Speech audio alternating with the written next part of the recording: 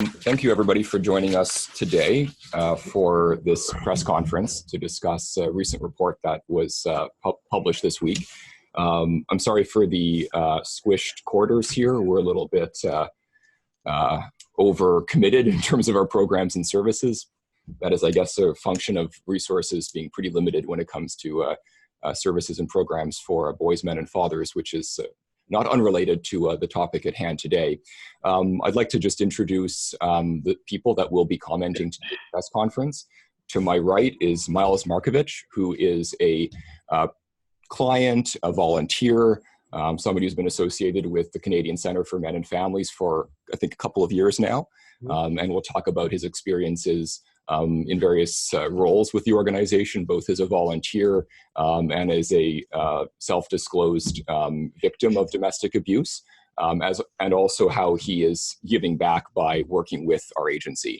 And then behind me is Professor Alexandra Lysova from Simon Fraser University, who is a sociologist with a focus on intimate partner violence and domestic violence, who is one of the three co-authors of the publication that we're here today to discuss. The name of the report, by the way, is Prevalence and Consequences of Intimate Partner Violence in Canada as measured by the National Victimization Survey, focus on male victims. It was published in Partner Abuse on April 11th, I believe, and is out and available now online, or soon should be. So we're here to discuss the results of that report and also what recommendations from a social service and a policy point of view are we putting forward as a result of what those findings suggest is missing in terms of supporting all victims of domestic violence. So what I would like to do now is ask Dr. Lysova to talk about her findings, to sort of summarize the key insights that she and her colleagues have come away with as a result of their work. And then I'll have Miles talk about his own personal experiences, and he'll put a bit of a public face to this very serious issue. Dr. Lysova, can I get you to comment next, please? Great. Thank you so much, Justin. Thank you. And thank you so much for inviting me. I'm very pleased and honored to be here. So also historically and traditionally, intimate partner violence was conceptualized as violence against women. In the recent years, we see a growing interest among the academic community and also in the general public to other different other types of violence and different types of victims. So for example, among the hidden victims are the children who witness violence in the family relationship, and also transgender individuals and men who experience violence in the intimate relationship. So a couple of words about and how we became to be interested in this topic and why we did this study. So in 2016, the Canadian Centre for Justice Statistics published a report, Family Violence in Canada, based on the General Social Survey on Victimization conducted in 2014. And I found a table in this report that showed that there were more men who reported experiencing physical and or sexual violence than women. And I tried to find something in the report itself that would highlight the finding or explain the finding. However, I couldn't find anything. So I guess that was the reason why my colleagues, Don Dutton from the University of British Columbia and Eugene Deem from the University of Toronto and myself, we received access to the regional data, and we decided to examine the issue in more detail. So basically what we found was that we indeed found and confirmed the numbers that there were 2.9% of men in Canada and 1.7% of women in Canada who reported that they have experienced physical and or sexual violence in the past 5 years, which translates to about 260,000 men and 160,000 women in Canada. So again, these numbers are available in that report published by Statistics Canada in 2016. What we did new was that we looked at the specific behaviors that male were likely to experience more than females in Canada. So what we found, for example, in terms of physical and or sexual violence was that men in Canada reported more often to have experienced being slapped, being kicked, hit, or something dangerous was thrown at them that could hurt. What we also did, we examined controlling behaviors among the victims of physical and sexual violence. It is important for me to emphasize this. We looked at the experiences of control and behavior in the context of the physical and sexual violence. And what we found was that 10% of male victims and about 7% of female victims reported to have experienced at least one type of the controlling abuse along with physical or sexual violence in their relationship in the past 5 years. And when we looked at the more serious type of violence, which means what we call high control, which means that the respondents reported 3 or more different types of controlling behavior, we found that about a third of male victims and about a third of female victims experienced this type of abuse. So the examples of this would be limiting contact with friends and families, or very jealous partner. Or other example would be limiting access to the family budget funds. So we also examined the impact of physical and sexual violence on victims, male and female victims in Canada. And what we found was basically what was found in most of the literature before, that females, that women in Canada were at much higher risk of suffering from injuries and also immediate emotional effects of violence, which is fear, anger, and depression. For example, 26% of female victims experienced fear comparing to just 5% of men.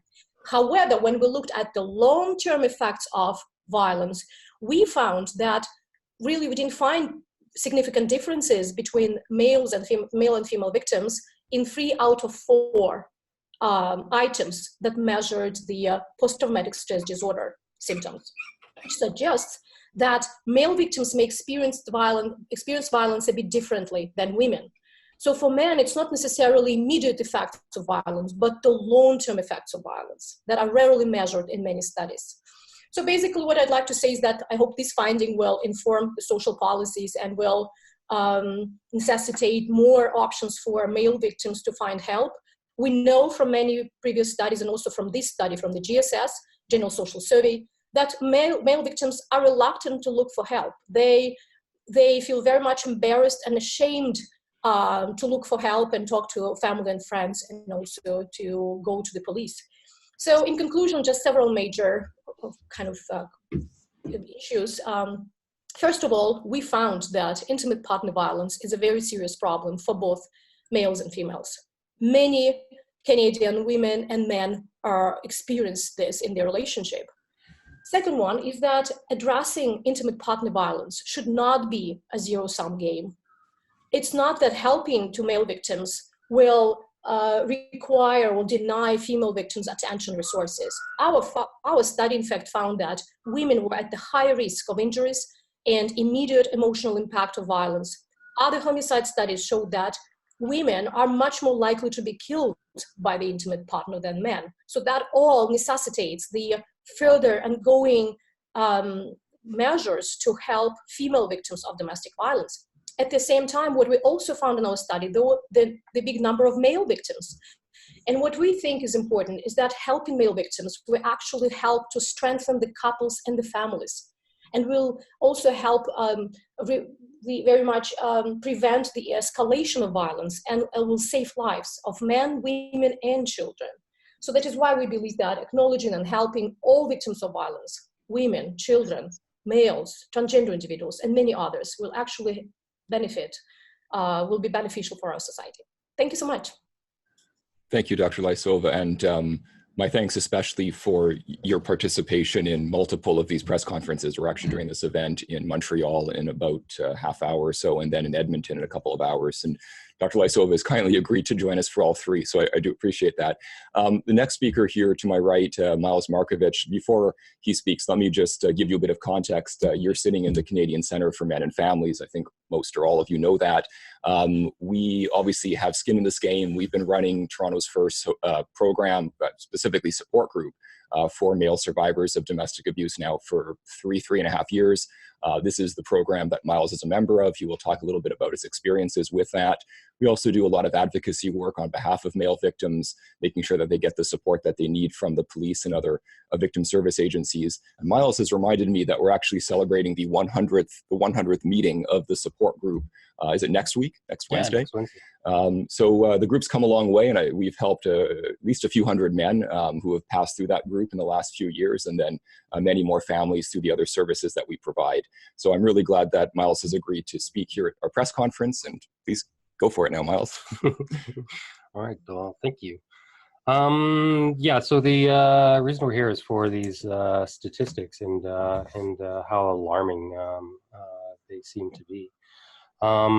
There is like just a quiet suffering that seems to be happening out there with people that just aren't afraid to speak and aren't afraid to get out. And unfortunately, there's thousands of people that still need support and need help. I can get you into my story. The thing about my story is that it's not a new story. It's repeated 1,000 times. The more people I met, the more we realized that we all kind of have similar personality types. We all got involved with similar personality types. And these relationships got toxic. And it happens slowly, it happens over time. The people from the outside don't know because there's a veil. There's a false front of everything is fine. Once the doors close, it's not necessarily the reality. I first stepped in through that door right there in 2015. It was the spring of 2015. A couple weeks earlier, I was just really badly assaulted.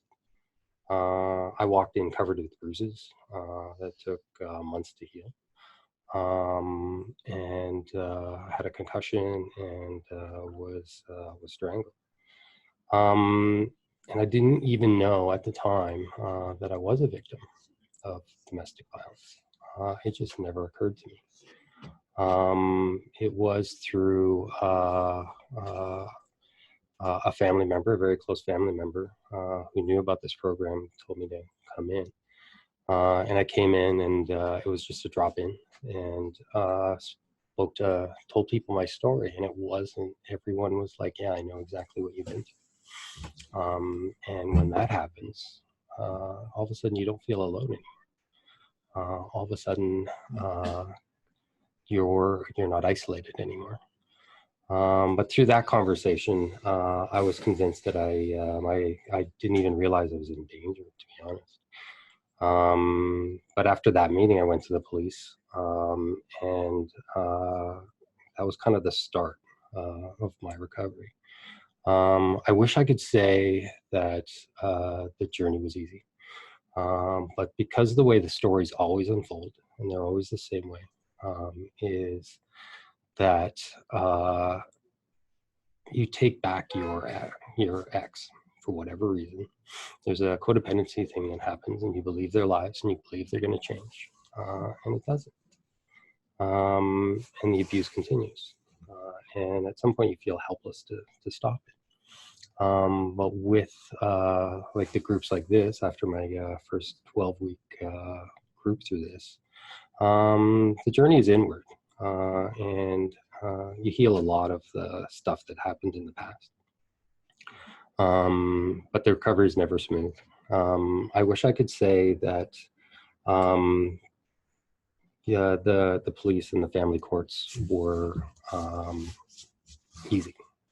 They weren't, but the rules and the laws that we have to go through weren't necessarily with male victims in mind. So it's tougher.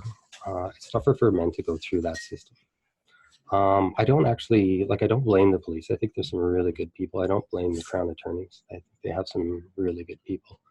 Like if I was a police officer or a Crown attorney and a victim of domestic violence came in, like we are not like emotionally able to handle an adversarial system like the family courts or the criminal system. It's just not the way our brains are wired. When you go into a system with compassion and empathy, and it's an adversarial system, you don't know, it doesn't always work in your favor. So it's hard to get a fair shake. But it's not the people there that are completely to blame. The victims themselves are very difficult to help. It takes a while to help yourself. So eventually you do come around, but it's usually not the first time you go to the police or you go see a Crown attorney. And it might be the second, it might be the third. These cycles repeat for many victims several times over. Through the group, I've met people who have gone through several relationships and just continue to repeat the cycle. So the important thing about this and what this group is trying to do is to break that cycle. Because even if I go in through my past, it can become generational. So it's not just this generation that addressing these problems is going to affect. It's going to affect a bigger picture. It's going to be society as a whole. It's going to be the children of abuse victims. Overall, it's just meant for the greater good. Don't want to downplay that there are still female victims out there, and they need to be protected. But people, it's bigger than that. Once the sex role has been reversed, it's not the same process for both. And when you're in a very vulnerable spot and you have a tough road to go ahead, it can knock a lot of people out. And those are the people that really need our support. Thank you. Thank you, Miles. I'm just going to say a few quick words about the Canadian Centre for Men and Families and what we're doing to engage on this file, just to sort of bring it to a conclusion. It's our belief that the findings that you've heard today support the development of research, public policy, and intervention programs that acknowledge the victimization of both men and women, and that are both gender sensitive and gender inclusive at the same time. I'm going to outline a few program and policy recommendations, and I'll note that our agency is putting our money where our mouth is. We're engaged in a very deep way on many of these programs. So the first one is that we're calling on the provinces to set up victim services and abuse shelters for fathers and children. There are about 627 such shelters for abused women. We think there should be more for abused women. We also think there should be more for abused men, which is to say more than the handful that exist right now across North America. We're actually fundraising for Toronto's first family shelter for men and children. Probably none of you have seen this because this was just completed in the last couple of weeks. This is the executive summary of that project, and it's available for those who want to peruse it. We've raised over $250,000 of private capital. We're now pitching this project to government and foundation sources of funds, and we're hopeful that they will come on board and match the funds that thousands of private Canadian citizens basically have given to get the project off the ground. I want to highlight this is a multi-agency initiative. This is not just Canadian Centre for Men and Families. We're working closely with a broad cross-section of mainstream, very well-established anti-abuse organizations across Canada. I'll name a couple for you. I guess the one that I want to highlight in particular is SAGES, the Domestic Violence Education Society in Alberta. They're a provincial agency across Alberta. What they're doing right now is they're trying to affect transformational change across the social service sector. They actually put out a series of recommendations in a report called Shelter 2.0. And I'll just quote the summary for you. They're calling on shelters, and this is women shelters in particular, that their audience for this report, to quote, expand our focus to include men and members of the LGBTQ2S+ community who are victims. It's a long report, there's a lot there, but they're calling for major changes to acknowledge, well, the research that you've heard from Dr. Lysova and the lived experiences that you've heard here from Miles today. But they're not the only ones on board.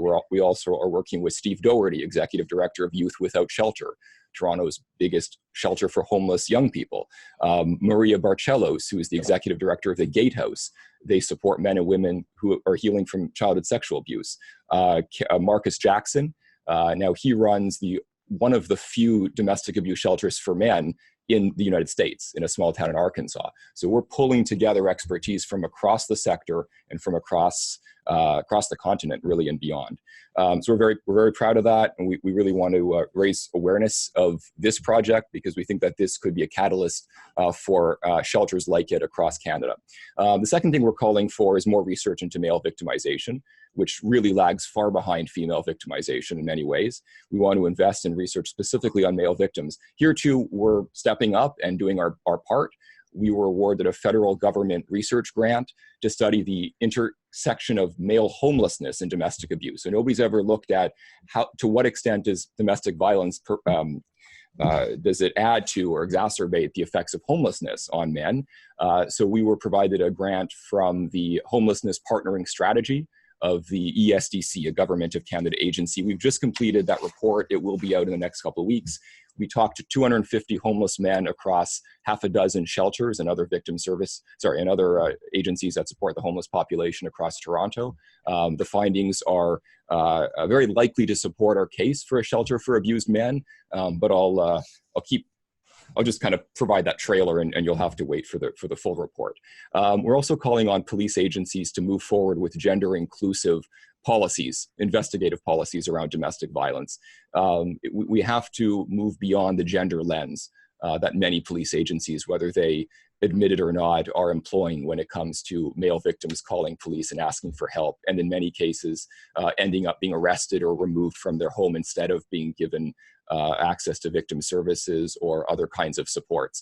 All victims need the support of police, and they don't need to be re-victimized by being treated as perpetrators, even when they're covered in bruises and other evidence that they are in fact a victim in desperate need of help. We're calling on hospitals to establish screening programs that are gender inclusive. So right now, I think most, if not all, hospitals in Ontario, as part of their emergency room intake procedure, will ask women if it looks like it's a possibility that a woman is there as a result of domestic violence. We'll ask them to disclose that, and if they are open about it, they will be provided with access to certain treatment services. They don't ask men, not as a routine, regular policy. We believe that they should. We're calling on governments to use gender-neutral language in programs and policies when describing victims and perpetrators of domestic violence. And lastly, we're calling on victim support agencies across the sector to join together with us to affect both public awareness of this issue. And the reason that's important is that when men come forward, they're more often to disclose initially to friends and family. It'd be nice if those friends and family members were aware of the best research on domestic violence and were ready to support those male loved ones when they do disclose. So it's really important that all of us who care about breaking the cycles of violence, as you've heard from both of our speakers, discuss those cruel cycles of intergenerational trauma and violence, we need to all be ready to try to break those cycles of violence. Best way to do that is through public education and outreach. We're engaged in that, and we look forward to continuing to work with our partners and our affiliated agencies to affect change across the sector. So thank you very much for your attention today. And at this point, if there are questions from anybody here, any of us are happy to take them. So please. Brian. Hi. So Alexandra, kind of two related questions. The first one is if you could help clarify the differences between the types of violence and abuse men tend to experience according to the data versus women, because I understand that these surveys sort of address a pretty wide spectrum of abuse, from what on the one end might be considered, an argument that, anyone in an intimate relationship would likely to experience and sort of be able to manage on up through, extreme assault. So if you could just clarify if there is, a trend that you have seen in the data of which, where men are more likely to experience abuse versus women on that spectrum, if there is a difference. So there was a scale. It's called the conflict tactic scales, developed by Mary Strauss, that the General Social Survey was used in the General Social Survey by Statistics Canada. This is a valid and reliable scale used in many studies around the globe to measure family violence. So there were 11 items that, there were specific 11 questions that about experiencing specific types of violence, and 7 of them measured severe violence. So men were found to experience more violence, something like, and I'm looking right now at the table in the paper, so men were experienced more often to be threatened to hit. So they were, again, as I've mentioned, that something dangerous was thrown at them that could hurt. Then they were slapped much more often, so it's 1.4% of men in Canada comparing to 0.3% of women in Canada who were slapped. And then another was men were likely to be kicked, hit, or beat, and this is the severe type of violence. And 0.8% of men in Canada and 0.3% of women in Canada who reported that was their experience. So overall, in the total scale of this violence, men were more likely to experience violence. What I have to also say is that none of the men in Canada experienced sexual violence in the intimate relationship. We know that it happens, and there are studies that show that it happens, but this survey didn't find any men who experienced sexual violence. So, but if the both minor violence, what is called minor violence, and both severe violence items, men actually reported that they experienced more than women. Yeah. And then the second part of the question, and happy to put this out to everyone. Do you have a sense of why? If the sort of social the status quo understanding is that women are more likely to experience intimate partner violence. Yeah. Why is it that the data is showing something different? Like, what's the underlying psychology or sociology of that? Yeah, that's a very good question. And this is the first paper in the line of papers that we're writing based on GSS. And the next we'll be looking for the explanations for that. But you're right. This is the question that I'm very much interested in examining in more detail. So some of the ideas may be that the violence against men is kind of hidden. So it's not seen as violence. Many forms that when women perpetrate on men, they're just not considered as violent, like slapping a partner in the face. But this is the item on the violence scale here in the survey. So then men simply reporting saying, yes, it happened. So if we ask them a question, were you a victim of violence? I'm sure many men would never say that. They would say, no, I'm not a victim of violence. But the scale is based this way that we do not leave them the opportunity to interpret the questions. The questions are about very specific types of behavior in the relationship that makes it such a popular scale.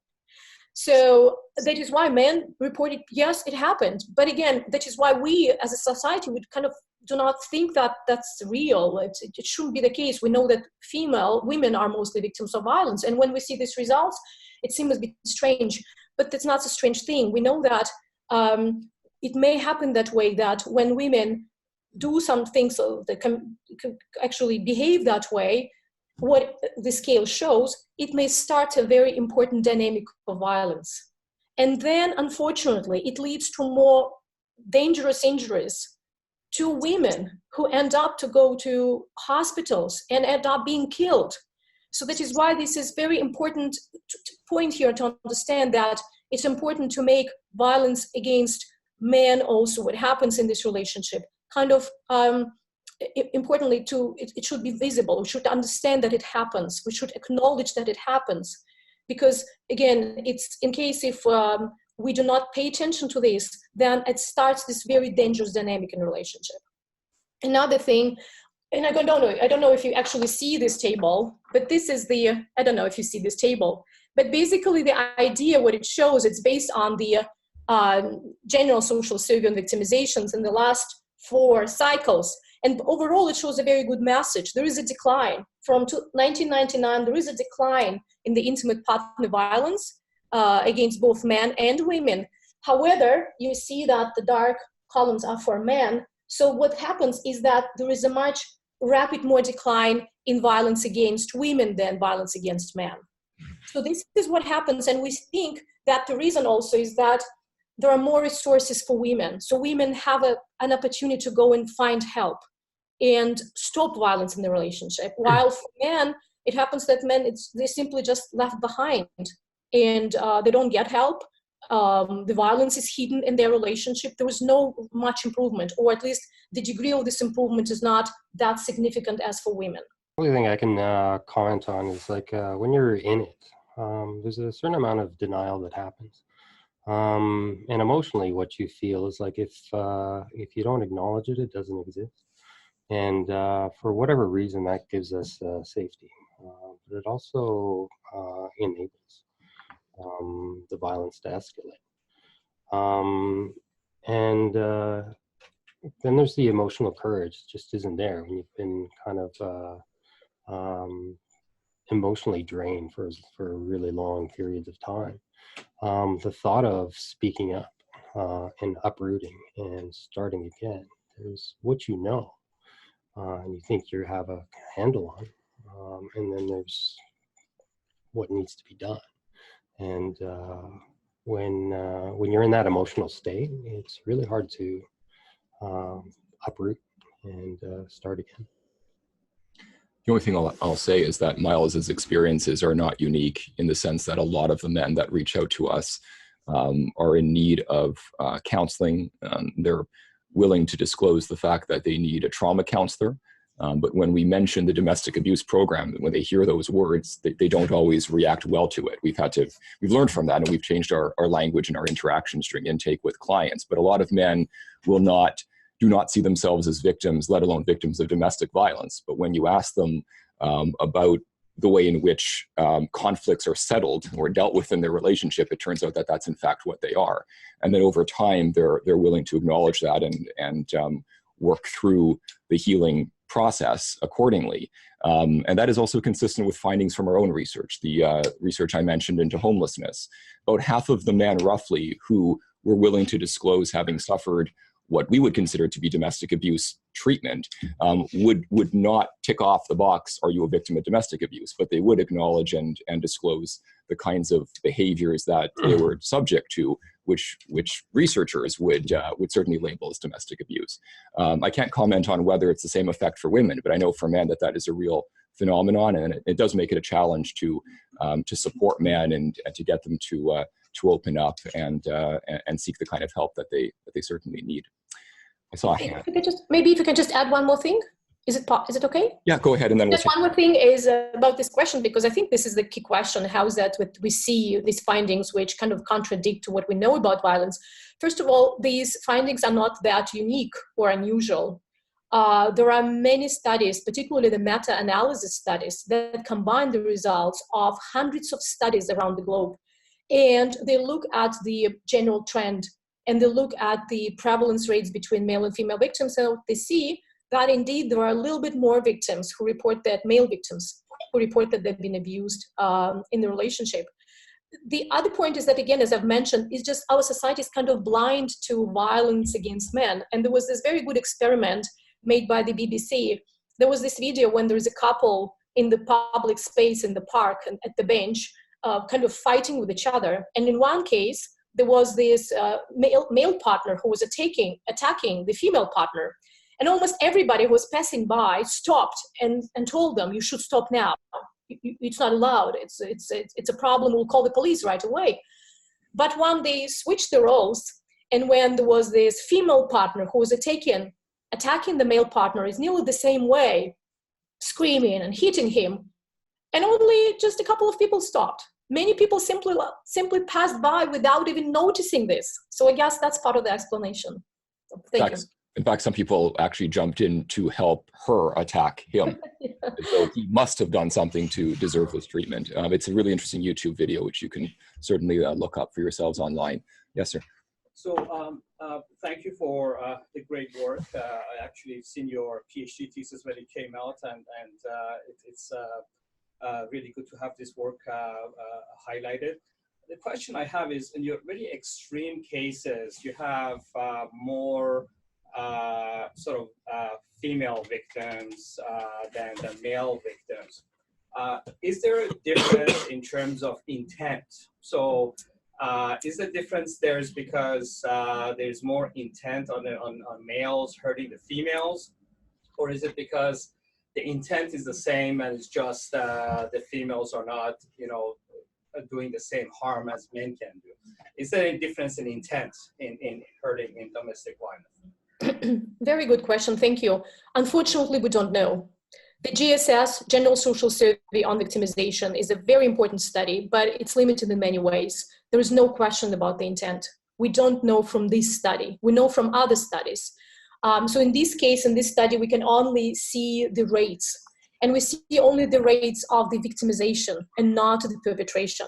If we were able to see the rates of also the perpetration of the men and women in Canada, we would be able to even say if the violence was bilateral, mutual. So in this case, we cannot say that. We only say that this amount of women and this amount of men reported victimization. So this is the limitation. We cannot say that. But many studies that show that actually examine the intent, they found that there was no really big differences in the intent to hurt. Men and women reported very similar motivations for violence. What seems to play a role in much greater injuries to women is just the greater size of men. Men are stronger, men are trained kind of to fight. So, and that's probably the part of the explanation when even when the intent and motivations are very similar, so women end up being injured or severely or killed in the relationship. And as a second part, is there a difference in initiating violence between the males and females? Yeah, very good question. Unfortunately, we cannot examine this in the GSS. There is no question about that. So there's no item that would ask the respondents about this. Again, only other studies suggest that there is no really clearly difference. Some studies actually report that women are much more likely to initiate violence, again, using these minor violence items, slapping a partner, pushing a partner, throwing something at a partner. And while I know some researchers say, but it's not dangerous for men. Why are we even talking about this? The danger of this initial minor violence is that it starts very dangerous, very much uncontrolled communication that can lead to injuries to women at the end. Yeah, I just want to pick up on that. I mean, one of the themes we're highlighting, and again, I would invite you to consult the research material that we've prepared as a case to support the shelter for abused men and children, because a lot of the questions you're asking, which are great questions, by the way, are addressed there. We point to the GSS, we point to the work of Dr. Lysova and many other reports as well on issues about initiation of domestic violence, intent, and things like that. But the theme we really come down to is breaking the cycle of violence. And that we take that to mean two things: breaking the cycle within a relationship in terms of bilaterally violent couples where a man and a woman are violent against each other, which is what Dr. Lysova was just referring to. That is the kind of environment in which women are most likely to be injured. So when we acknowledge male perpetration, we're more likely to intervene in more cases and more likely to break the cycle before it leads to a woman being injured or a man being injured. The other form of breaking the cycle is, as you've heard earlier, intergenerational trauma. The fact that those who have suffered or witnessed domestic violence as children are more likely, just statistically, to end up either committing it as an adult or being re-victimized by entering an abusive relationship as an adult. Again, if we can break the cycle, and that could mean breaking it when a male is the victim or a female, we're more likely to stop that cycle from hurting in the next generation, potentially a woman or a man.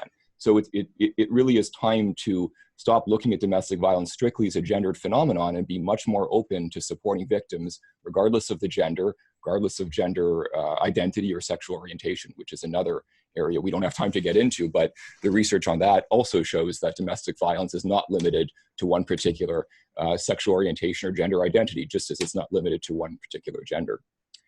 I think Robert had a hand up.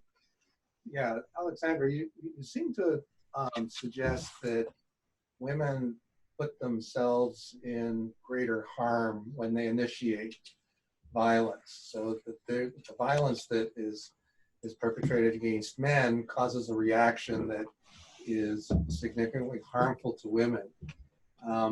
The violence against women community has very successfully argued that responding to male violence by a woman is a defense for that violence.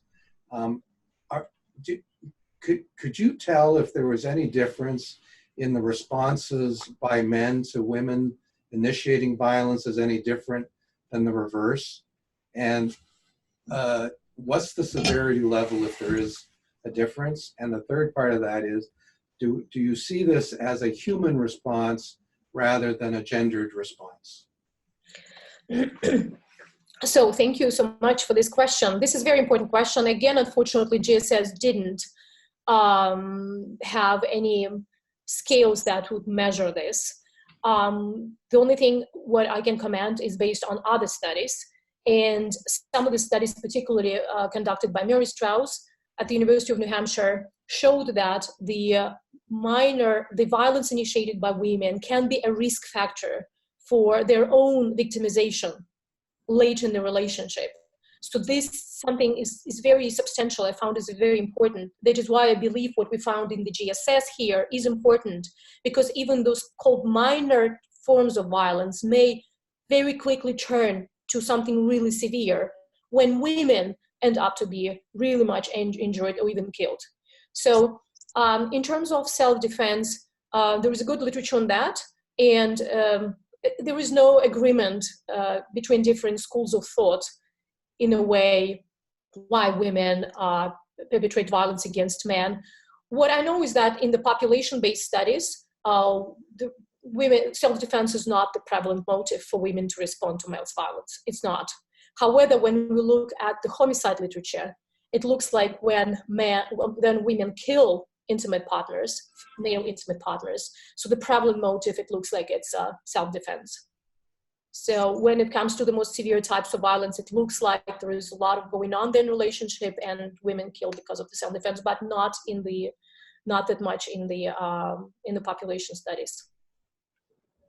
What you're actually seeing there on the bottom left is, I believe, the setup for a Montreal press conference. So this one is meant to wrap up pretty soon. If there are any more questions for... And just one more thing, because there was a part in the question, if it's a gender issue or human issue. What I see in the many studies, it's a human issue, not that much a gender issue. Are there any other quick questions for Dr. Lysova before we let her go for her next engagement? You're free to keep asking us questions, but I may want to address them to her. I was curious about how easy it was to get the raw data for the study. How is it easy to get access or just run the data? To get access to it. To get access. There is a standard procedure how we can get access to the data, and we did it. We submitted the application, we waited for 2 months, and we just received the access. And the project is called Male Victims of Domestic Violence in Canada. So it was fine. So there wasn't any real reluctance no. to release the data? No. I think something is changing. The more ever asks. Good. Any last questions? We gotta let her go. Okay. Thank you very much, Dr. Lysova. It's been an honor for us to have you participate in the press conference this morning, and thank you also for your other engagements today. We appreciate it. Thank you so much. Thank you for inviting me. It's a pleasure to be here. Thank you. Thanks. So I guess I'm leaving the meeting. Should I leave the meeting right now? This one? I'm not sure. I should.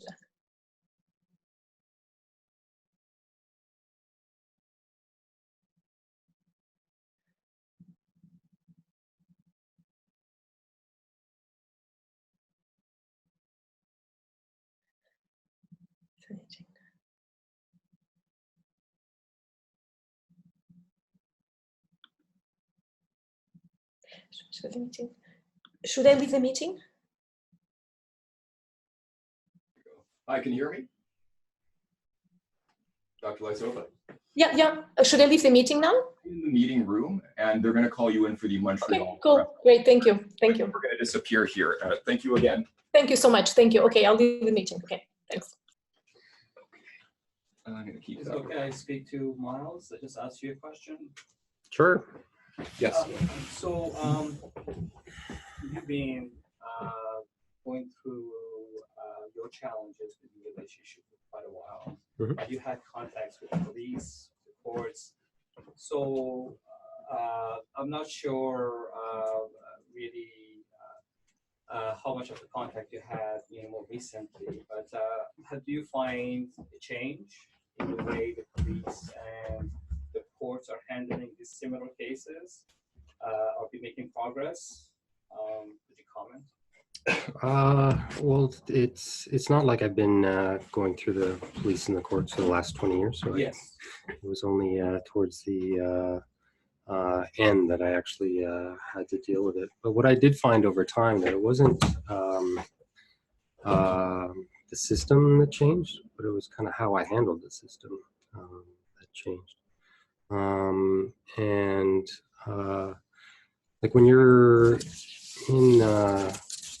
when you're recovering from trauma, there's just you become very reactionary. You've got the fight, fright, freeze, and fawn, the 4 Fs. So the everything becomes reactionary. And the thing with the like the criminal and the family courts is it takes time to heal from those traumas before you can actually start to use the criminal and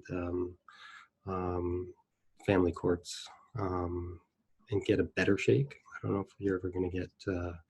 I don't know if male victims are ever going to get the same respect and treatment as a female victim would. But I find through just the recovery process that I deal with it better. So that doesn't quite answer your question, but. So what you're saying is the system really hasn't changed. I haven't. Mentality hasn't changed. It's just. It's tough. Learn how to. It's tough. Like you're judged, and you have to make quick decisions, and you're in a very emotional and vulnerable place. And that's where, and when you're in an adversarial system and you're not an adversarial person, it's easy to be taken advantage of. So when you had time to heal and you had time, then it becomes, you get less affected by it. And it's that separation. It's why lawyers are really important. That's why it's getting good police officers on your side, kind, compassionate ones that understand. And it's not it may not be the first lawyer that you have. It may not be the 5th police officer that you talk to, but they're out there. And they do, and they understand. And they also understand that they can't lean on you too hard because people going through trauma don't make good witnesses. Our memories aren't as good as, you can't remember the details. Things get jumbled up in your head. And that gets used against you. Just want to offer a bit of hope. We've been at this now, the Center for Men and Families, as an agency for about 4 years only, and we have seen real change. The interesting thing is that the change is coming from the frontline workers. So we get called almost on a daily basis from a new victim support agency or a mental health agency or some kind of agency in the community that is looking for resources for men. We have a database now of several hundred of these agencies that have contacted us in that sort of capacity.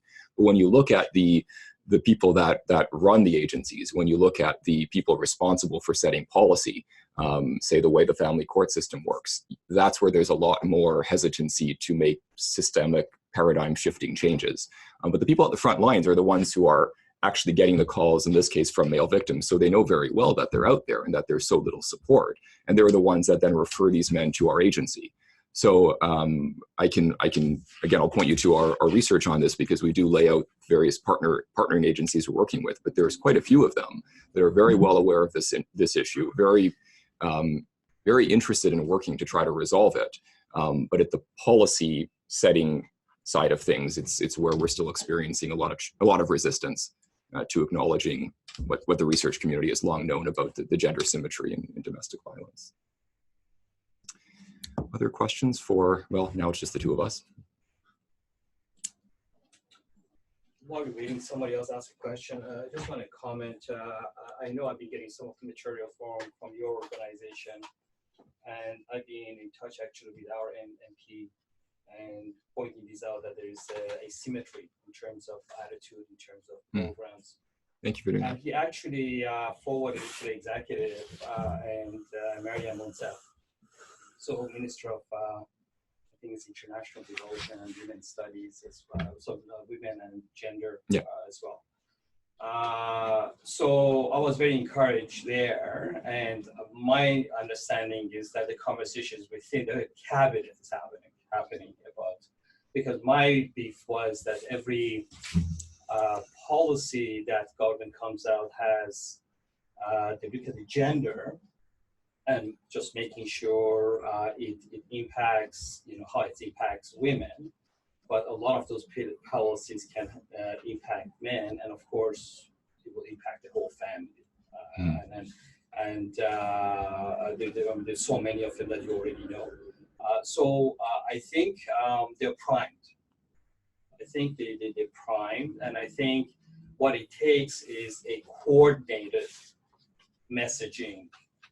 You could call it marketing, that it will pass it through the threshold that they start taking more seriously. So I think. Well, I'm glad you're doing that, and we should all be doing that. Yeah.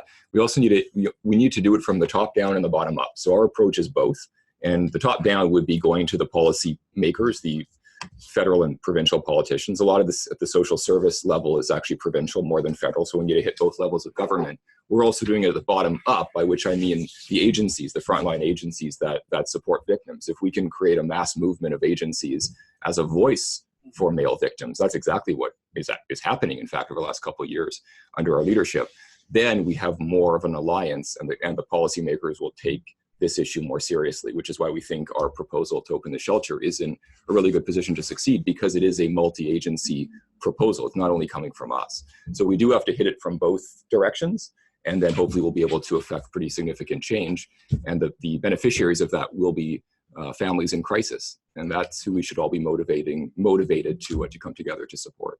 We're coming up on the hour, and so I think we're going to be looking to conclude the press conference unless there are any last, hopefully really quick questions. Yeah, just as soon as we're done the press conference, we can do that. Okay, well, thank you very much for your attention, and thanks for engaging with us on this important issue. If you have any more questions, we will be around for the next little bit here at the office. Just come see us. Thanks again. Thank you. Thanks for sharing this. Appreciate it. Happy to help.